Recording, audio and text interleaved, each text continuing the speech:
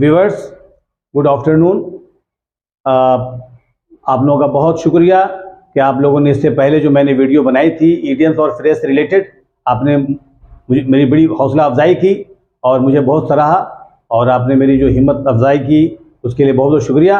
और इंशाल्लाह आपको आइंदा भी तमाम बैंकिंग से रिलेटेड और बोर्ड से रिलेटेड और रेलवेज़ है और यूपीएससी है, एसएससी है, इससे रिलेटेड जो कंपटीशंस में जो इडियम्स, फ्रेज और आपके homophones, paronyms, active passive, direct indirect जो भी चीज़ें आती हैं, मैं इंशाल्लाह इस तरह की चीज़ें आपके सामने लाता रहूँगा, जिससे आपका मसला हल होता रहे और आपको मैक्सिमम फ़ायदा मिलता रहे।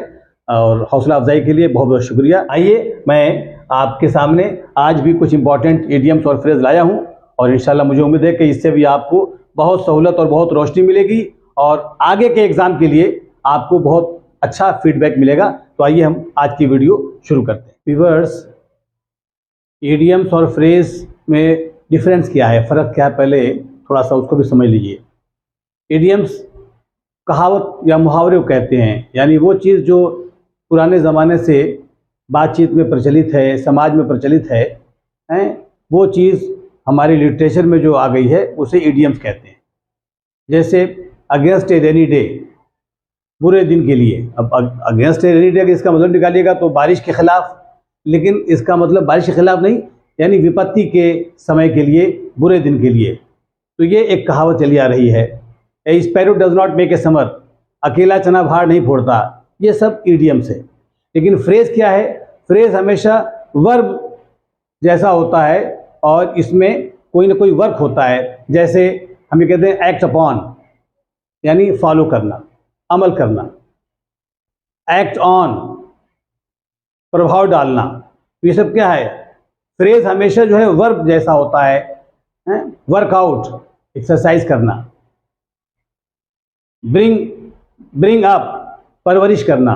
तो फ्रेज हमेशा जो है वो वर्ब के रूप में इस्तेमाल होता है, जबकि इडियम्स वर्ब के रूप में इस्तेमाल नहीं होता। ये हमेशा कहावत और मुहावरा के तौर पे इस्तेमाल होता है, और ये हमेशा हेल्पिंग वर्ब या वर्ब के बाद इसका इस्तेमाल होगा।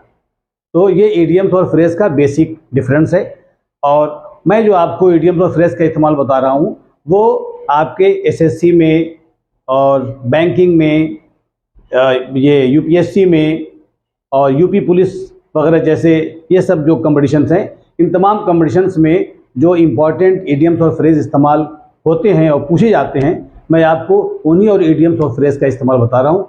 हालांकि मैं और भी बहुत सारे हैं जो इंशाल्लाह मैं फेज वाइज आपको बताता रहूँगा।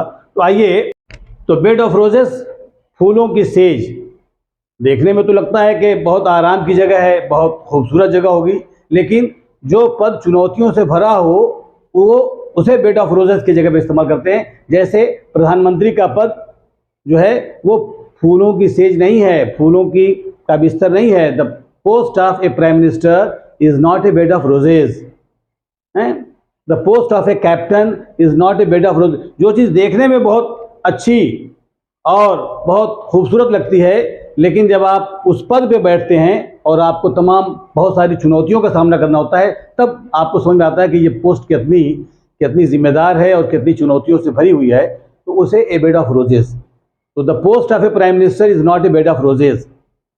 The head of a family passes through so many challenges. So the post of headship or headhood of a family is not a bed of roses. The post of a captain is not a bed of roses. The post of a principal is not a bed of roses. ये हुआ जब कोई बड़ा पद हो और वो पद तमाम चुनौतियों से भरा हुआ हो, तो उसके लिए आप ए बेड ऑफ रोजेस का इस्तेमाल करेंगे। ऑल एंड सन्डी, छोटे बड़े सभी। मैंने अपने जन्मदिन पे छोटे बड़े सभी को दावत दी। I invited all and sundry on my birthday. वो अपने शादी में सबको आमंत्रित करने जा रहा है। He is going to invite all and sundry in his wedding ceremony. क्या तुम कल अपने प्रोग्राम में सबको बुलाओगे?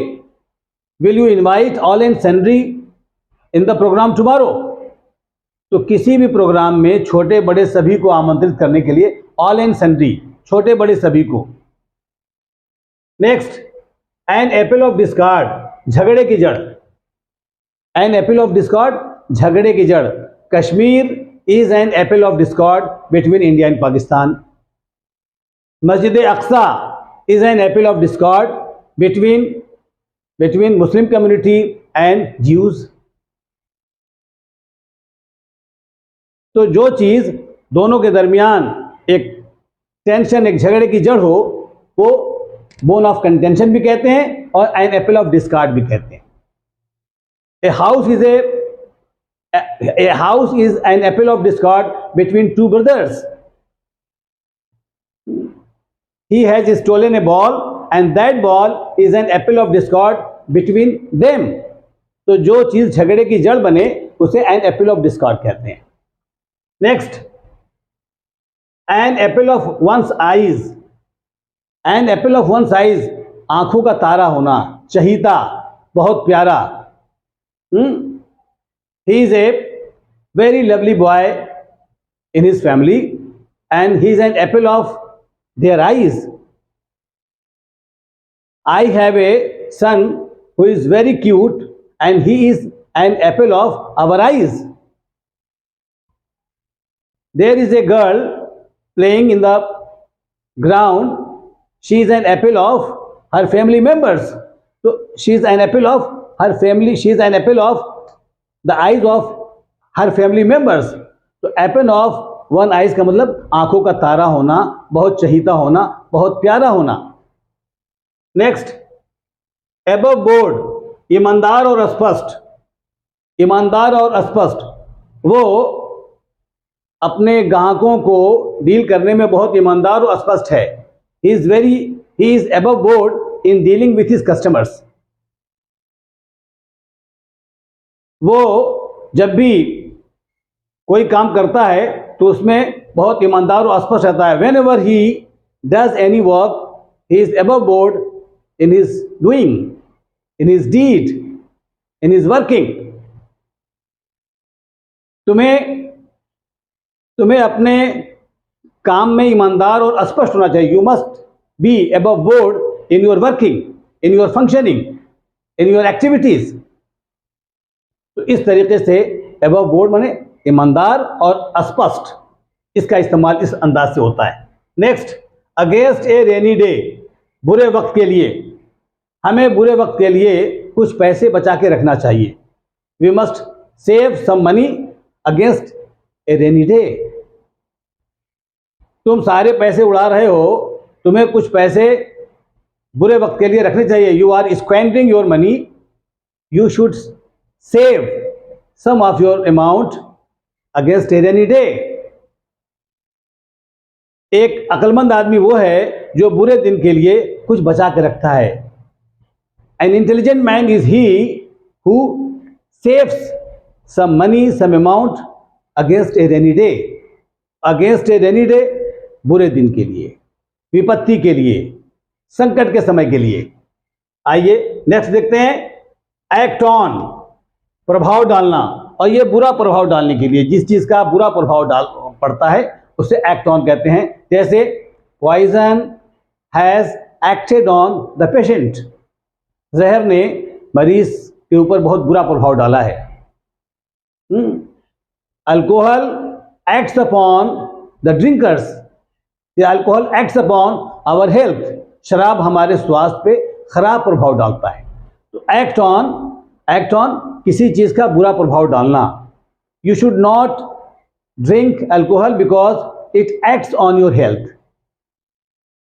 We should avoid drinking alcohol because it acts on our health. तो एक्ट ऑन, बुरा प्रभाव डालना, ये एक्ट ऑन का इस्तेमाल है। नेक्स्ट आइए, एक्ट अपॉन, अमल करना, अनुसरण करना। हमें अपने माँ बाप के सुझाव पे अमल करना चाहिए। We must act upon the suggestion of our parents. विद्यार्थियों को अपने अध्यापक के सुझावों पे अमल करना चाहिए। The students must act upon the instructions of their teachers.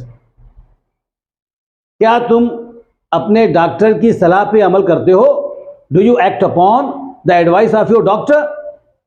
तो एक्ट अपॉन मीन्स फॉलो करना, ओबे अनुसरण करना, अपनाना, अमल करना। Next, act for. Act for means किसी के स्थान पे काम करना। जैसे प्रिंसिपल साहब कॉलेज में नहीं हैं, उनकी अनुपस्थिति में मुझे उनके जगह पे काम करना है। The principal is out of station, तो I have to act for him. I have to act for him, मुझे उनके स्थान पे काम करना है। The president of India is on a foreign tour, therefore the vice president of India is acting for him. Bharat के राष्ट्रपति विदेशी यात्रा पे गए हुए हैं, लिहाजा जो हमारे उपराष्ट्रपति हैं वो उनके स्थान पे काम कर रहे हैं। If the principal goes out of the college, then there is a senior teacher who acts for him.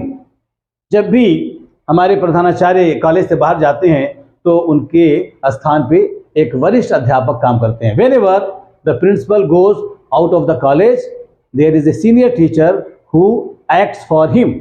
तो एक्ट फॉर मीन्स किसी के स्थान पे काम करना। Okay, I am sure you might have understood all this things. आइए next लीजिए, bring up. बहुत सिंपल है, आमतौर से आता है। ब्रिंग अप मीन्स पालन पोषण करना, परवरिश करना। The parents bring up their children in the best way possible. हर माँ बाप अपने बच्चों को अच्छे से अच्छे अंदाज में परवरिश करते हैं। तुमने अपने बच्चों की परवरिश ठीक से नहीं की, you did not bring up your children properly, इसलिए वो बिगड़ रहे हैं। So they are getting spoiled. हमें अपने बच्चों की परवरिश ठीक से करना है। We have to bring up our children properly.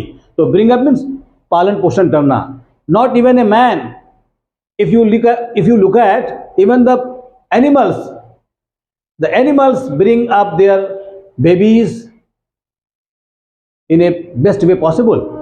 तो पालन पोषण करने के लिए आता है, चाहे वो इंसान करे, हैवान करे, परिंदे करे, जो लोग भी अपने बच्चों की परवरिश करते हैं वो ब्रिंग अप करते हैं।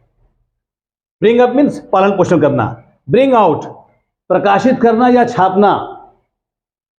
You have written a very beautiful book but still the book was not brought out. तुमने बहुत खूबसूरत किताब लिखी लेकिन किताब अभी तक छपी नहीं। तुम्हें इस किताब को, ये किताब जल्द से जल्द छप जानी चाहिए। This book should be brought out as soon as possible, क्योंकि ये किताब स्टूडेंट्स के लिए बहुत लाभकारी है। Because this book is very very useful for the students. Bring out means प्रकाशित करना या छापना। If you have written more than 2 books, why not any of those books has been brought out so far? अगर तुमने 2 से ज़्यादा किताबें लिखी हैं तो अभी तक उनमें से एक छपी क्यों नहीं? तो छपने की अंग्रेजी bring out। The new edition of this book has been brought out, यानी इस किताब का जो नया संस्करण है वो छप गया है। तो छपने की अंग्रेजी bring out. Next, bring about, लाना या जिम्मेदार होना।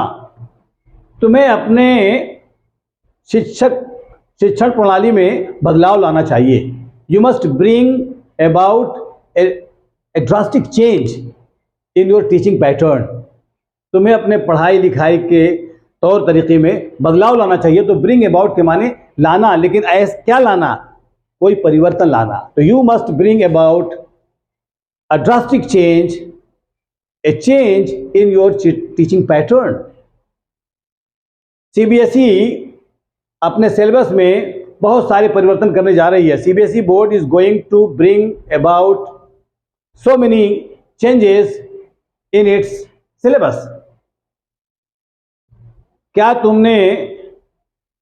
तुमने अपने जीवन में कोई सुधार लाने का फैसला किया है, कोई परिवर्तन लाने का फैसला किया है? Have you decided to bring about any change in your life style?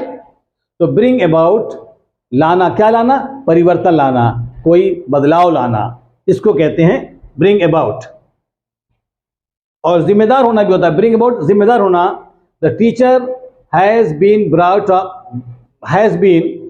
Brought out for his poor performance in the annual examination. अध्यापक को वार्षिक परीक्षा में खराब रिजल्ट के लिए क्या किया गया? उनको जिम्मेदार ठहराया गया।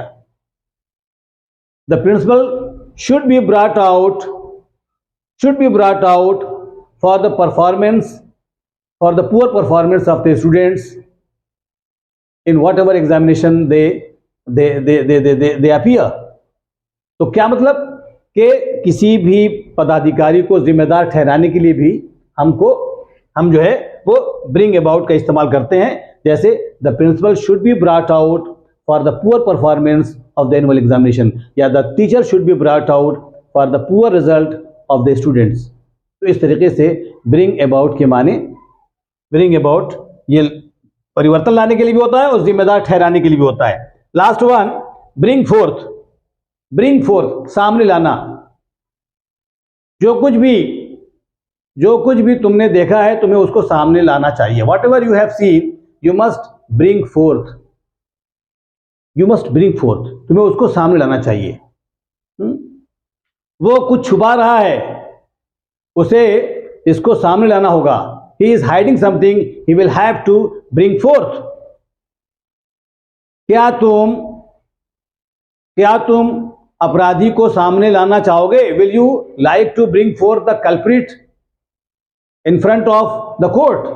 तो ब्रिंग फोर्थ के माने सामने लाना, पेश करना, ये ब्रिंग फोर्थ है। तो व्यूअर्स, मुझे पूरी उम्मीद है कि ये फ्रेज और इडियम्स का बहुत जो सिंपलेस्ट इस्तेमाल हो सकता है वो आपको समझ में आ गया होगा। अगर आप फर्स्ट टाइम मेरे चैनल को ज्वाइन कर रहे हैं तो आप इसे सब्सक्राइब करें, इसे मेरी वीडियो को लाइक करें, शेयर करें और आइकन बेल को ज़रूर दबाएं ताकि मेरी सारी वीडियोज़ आप तक बराह रास्त पहुँचती रहे और आप उसको स्टडी करते रहें, आपको उसका फ़ायदा मिलता रहे। तब तक के लिए इजाज़त दें। अल्लाह हाफिज़।